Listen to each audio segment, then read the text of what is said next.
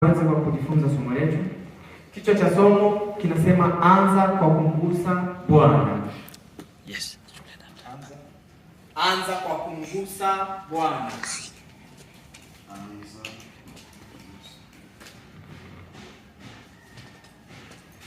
Anza kwa kumgusa Bwana.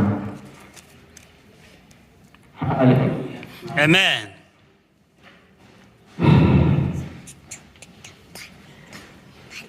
Anza kwa kumgusa Bwana. Unapozungumzia kumgusa Bwana tunamaanisha nini? Kumgusa Bwana ni kutembea katika kusudi la Mungu sawasawa na kipimo cha neema ulichopewa na Mungu.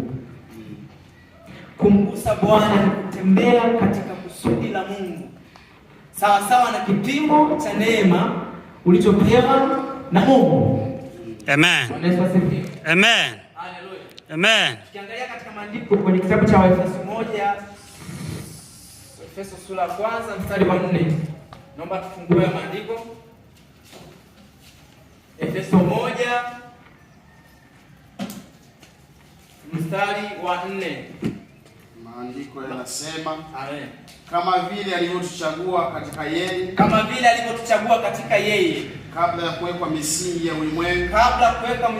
ya ulimwengu, ili tuwe watakatifu, watu wasio na hatia mbele zake katika pendo.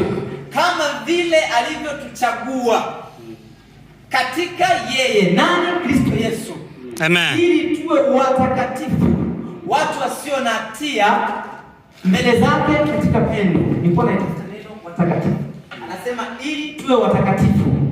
Watakatifu ni watu waliotengwa kwa ajili ya kusudi la Mungu. Amen. Amen. Ni watu ambao wametengwa maalum kwa ajili ya kumtumikia Bwana. Yes. Sasa ili utembee katika kusudi la Mungu inategemea na kiwango cha neema ulicho nacho. Kwa sababu kila mtu amepewa neema kwa kiwango tofauti tofauti. Sasa mtu mwingine anaweza kusema mbona Bwana amesema ametumiminia neema kwa wingi? Ni sahihi, lakini neema zinatofautiana.